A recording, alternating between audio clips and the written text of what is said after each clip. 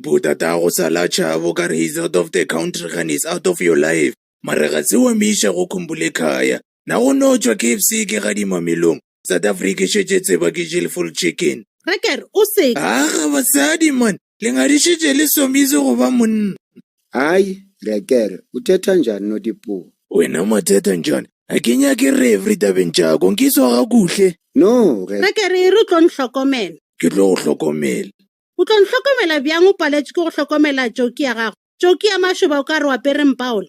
Oh, o raka gore wena wa para penti tša mariki le go la mmago la dikitchen o bona o ka Robert Dipuo penti eo ke e golo o ka bapala hula hoop ka yona o e rekele lepanta man. Whoa, guys, Dipuo yintoni ek-attractor kuReker?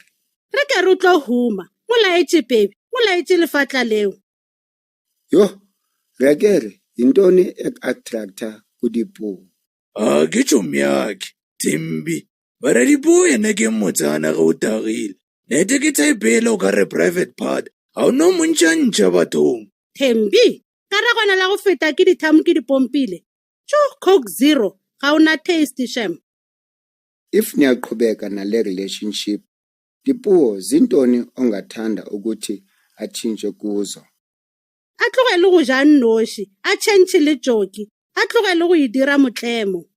Wena ke Reker. A tlogele go bolela ke sa bolela ga Ke boletše neng Reker? Ke boletše neng o sa bolela?